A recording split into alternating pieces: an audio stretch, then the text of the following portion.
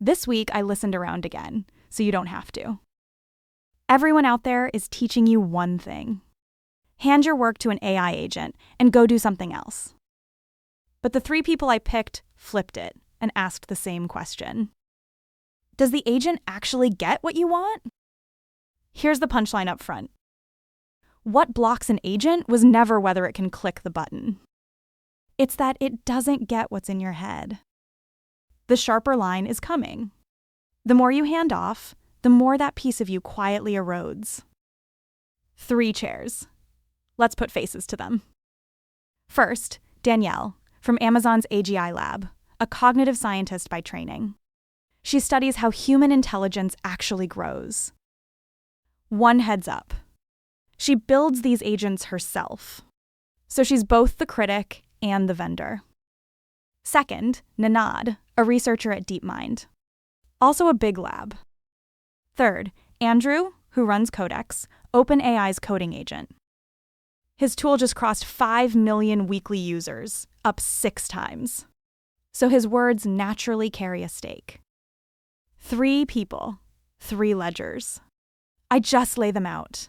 I won't pick a side for you. On the surface, all 3 are praising agents. But one line from Danielle lifts the lid on what's underneath. She says the whole industry gets an agent's reliability wrong. People think reliable means clicking the right button, filling the right box, every time. It's not. Real reliability is that it gets what's going on in your head. She gave a very everyday example. You're booking a flight. You meant to go direct. Clicking around, you spot a layover where you could stay a couple days and explore. And right there, you change the whole trip. What you wanted grew as you clicked. It wasn't decided up front. An agent only executes what you said. But you, yourself, figure it out as you go. Think about how you hand something to a person you trust. You don't spell out every step. You trust that they roughly know what you want, and at a fork, they'll choose the way you would. That getting you is the real bar for handing work off. How's it different from a great assistant? The assistant gets your preferences, your intent. What they can break down isn't just the task, it's you. Okay, 4 ledgers laid out. Danielle's chair has an even sharper line. She says today's AI is reducing your agency. There's research. You use AI to edit your writing and casually accept a few suggestions. Below your awareness, it can carry you from one view all the way to the opposite one. Because what AI hands you is always the safest, blandest, regress to the mean answer. And there's a bigger one. She cited a takeaway from a workshop at Northwestern. An individual scientist using AI gets more papers, more grants, comes out ahead. But science as a whole is narrowing. Because the models all train on the same compressed internet, grinding everyone's thinking into one flavor. She used one word for it: terrifying. She also named a blind spot in the industry. Everyone's crammed into one tiny circle right now. Chatbots, coding agents. Plainly, it's engineers building AI for the engineers building AI. Because that work is easy to grade, right or wrong, so the loop spins fast. But that's not at all what most people spend their days on. What she fears most is cognitive offloading.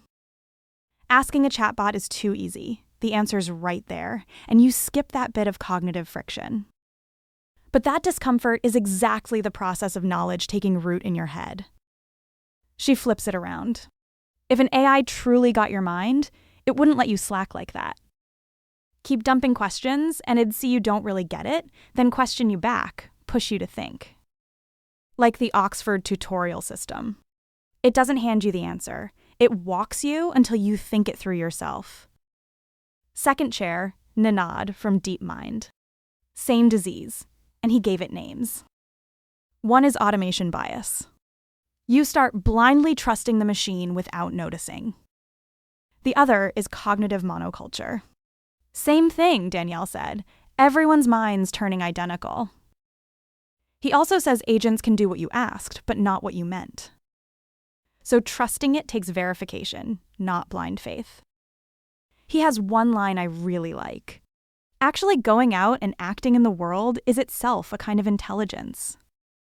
His prescription runs opposite to most. What matters next isn't one stronger model. It's a crowd of different agents, dividing labor, cooperating, watching each other, guarding against collusion. Third chair, Andrew from Codex, picks it up from the your job end. He says now anyone can build product is a misunderstanding. AI flattened the bar for execution. Writing, prototyping, anyone can do it.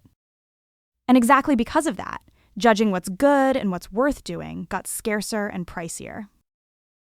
He added a few jabs. Design is harder to score than code. AI writes code fast, but on what makes a good design, it's far off. The thick requirements doc is dated too. Now it's prototype first, build it, and see. But deciding which to keep, which to cut, is still human judgment. He also says AI's endgame isn't stuffing all software into one chat box. It's quietly seeping into the tools you already use. In a word, taste and curation are the human's job. Don't fire your PMs just to follow the trend. And the fourth chair, that's you and me. Accepting AI's suggestions daily, quietly outsourcing one small judgment after another. It saves effort. But partway through, you look back. Is this thing still you? Which moments in history does this echo? I'll give you 4. You weigh them. 1, like autopilot. The more pilots lean on it, the more their manual flying fades. That's a warning. 2, like the calculator. Back then, people feared arithmetic would rot. It was fine. We freed our heads for harder things. That's reassurance. 3, like a monocrop. Ireland planted one potato variety nationwide, one blight, and it all starved. Homogenized thinking has a price. That's a warning, too. 4, like Adam Smith's division of labor. As it happens, Danielle was just at the Wealth of Nations 250th in Smith's own house. The division of labor made humanity rich. But Smith also worried workers would be ground into a cog on the line. This one cuts both ways. I won't take a side. All 3 ledgers are in front of you. But one line, I'm with Danielle on. She says this thing, alignment. Alignment. It's not the problem. It's the answer. Because the one thing humans are best at is constantly aligning our minds with each other. An agent that truly gets you shouldn't think for you. It should help you think more clearly for yourself.